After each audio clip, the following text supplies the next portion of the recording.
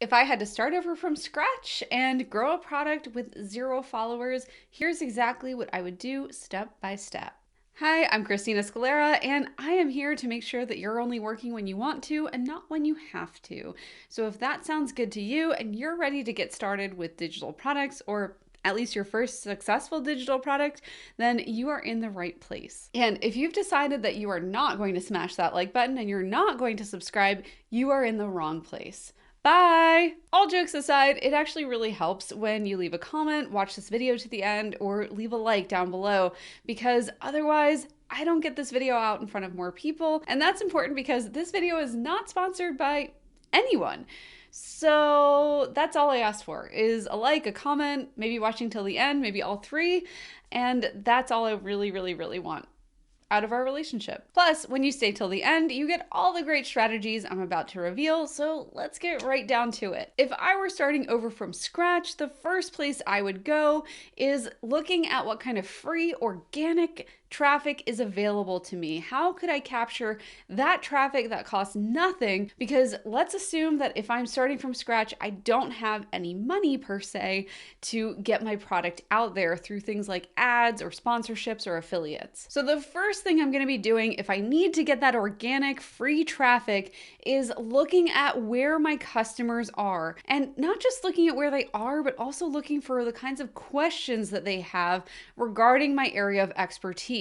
So I'm going to look and see what kind of problem I can solve in that area, and that's where my digital product is going to come into play for them and how it's going to help them. So if they are looking to try to build a business, I'm not just going to be creating a digital product about how to build a business. I'm going to be looking at the very specific questions that they're asking. So for example, how do I start an LLC? Do I need a business bank account? When should I collect money from my clients? Those are the types of specific questions that are gold mines for your digital download product and for the content that you're going to use to support the growth of that product and the sales. And you can look for these questions anywhere. YouTube, TikTok, even Instagram is still a great resource to find the types of questions that people are asking so that you can craft your content in response to those questions. Now, you won't exactly be responding directly to that person, but if they have that question, so do 100 other people, maybe even 1,000 or 100,000. And when you create that content, the right people who are asking those types of questions are more likely to see it because they're literally typing those questions into a browser or any kind of social platform, and they're finding your content as a response. I find that when people are not successful with this strategy, it's usually because they're going too broad. So try to answer really specific questions like, what bank should I use to start my business? Or what should I eat every single day if I'm doing keto?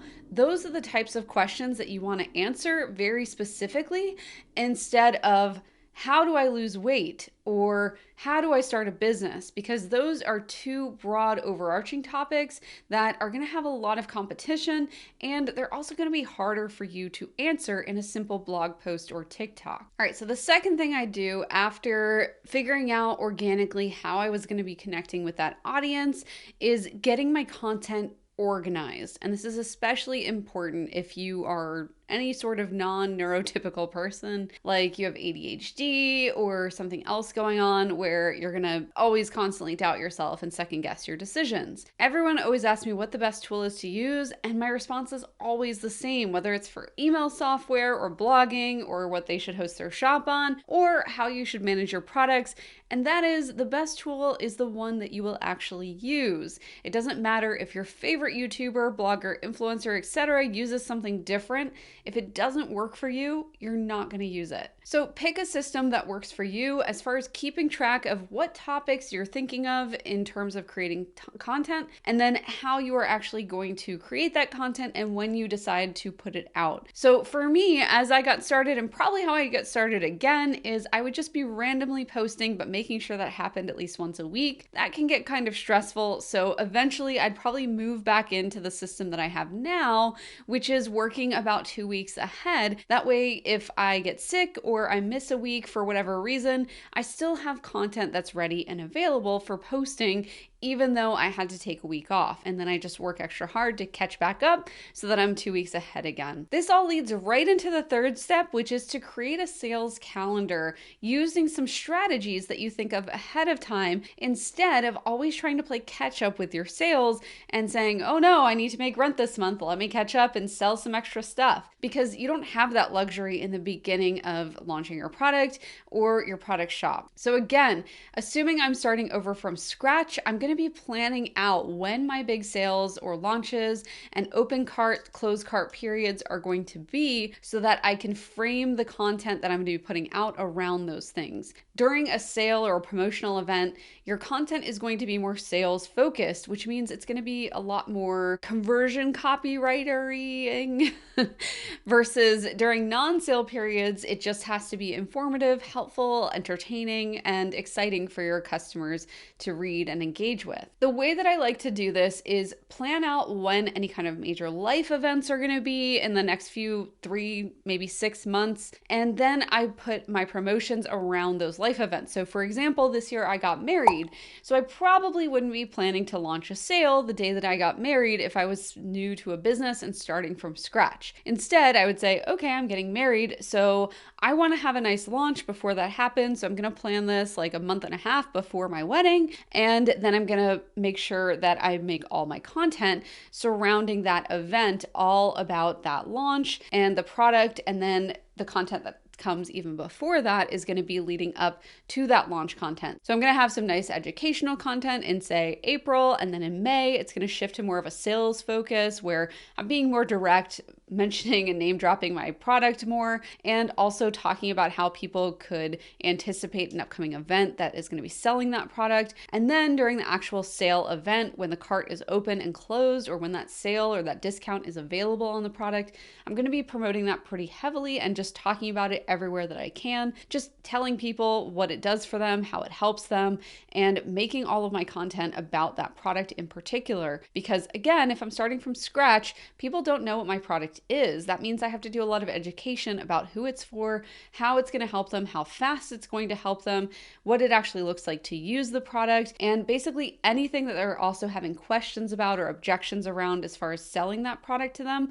I'm going to make sure that I'm addressing those there as well. The biggest pitfall in this step is that you just don't talk about what's for sale often enough. Maybe you mentioned it once or twice, but those mentions were a couple days apart, or maybe you mentioned it on Instagram, but not TikTok. So make sure that if you have a product that isn't selling, especially if this is your first time, like if I was starting from scratch, I would be talking about that non-stop until I was so annoyed with myself that I couldn't even stand to open my mouth one more time that day. The next thing that I would be doing is, now that I've built up some content, I have my product, I have a promotion strategy, I'm going to work smarter, not harder, which means that I'm going to be linking back to as much previous content as possible. If you stay to the end of this video, you're going to see an example of how I do that. So you'll want to catch that. But basically, if I was starting over from scratch, I don't want to constantly be creating new content on every platform every single week, especially if it's just me. That's a lot of work, and I'm going to get really tired very quickly, maybe even hitting some burnout.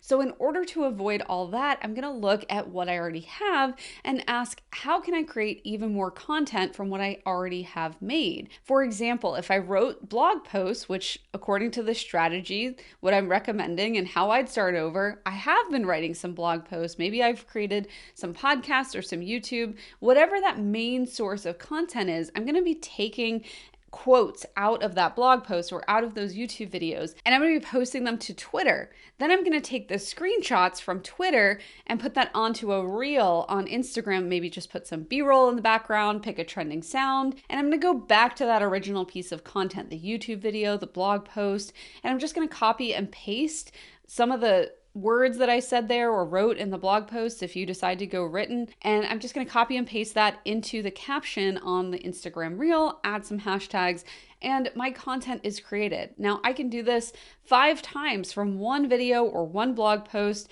and 5 days of content is pretty good when it comes to reels. So now, just from that one blog post, I've repurposed it into 5 different reels, maybe even more, and I can do that for every one of the blog posts that I've come up with so far. So not only can I do that with past blogs, past video content, past podcasts, whatever that main source of content is that you've chosen, I can also do that with any newsletters that I've been sending out. So if I have sent any emails out to a list, I can also pull quotes from that and turn those into Twitter and then reel type of social posts. On weeks when I'm really busy, I'm also going to be revisiting my top blog posts and adding links to my other content. So if I got interviewed on someone's podcast, or if I was featured at a conference, or if I just wrote another blog post that relates to that one, maybe that second blog post wasn't as popular as the first, what I'm going to do is go back to that most popular first blog that I wrote and make sure I include lots of links to all these other things, all these other places I've been featured, the content I've been creating. So that way, when someone's going and reading that original blog post,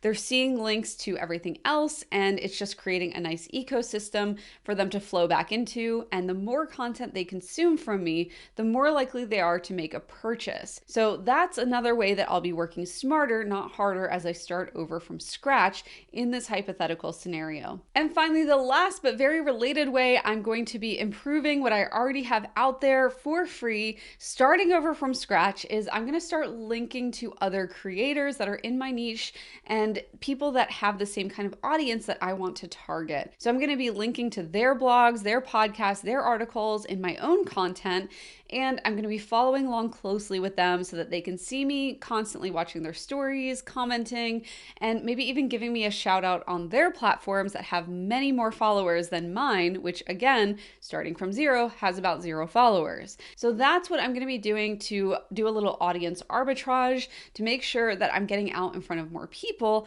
and it's not just my content that's doing the heavy lifting there. I hope these strategies are as helpful for you starting out as they are or were for me, I should say. And hindsight is 2020. So of course I can look back and say, this is exactly what I would have done. This is how I would do it over if I had to start over today. But if you are just getting started for the first time, or if you haven't found success yet with your digital products, then you'll want to watch all the other videos on this channel. That's because this channel is all about helping you to succeed by earning an income online. And there's a video that just popped up onto your screen all about how to do just that. So if you're curious as to how this will actually work for you, or you need a little extra inspiration as far as products go, make sure that you watch that video where I'm going to be talking more about how to make money online. Make sure you're subscribed, and I will see you in the next video. Have a great week, everyone.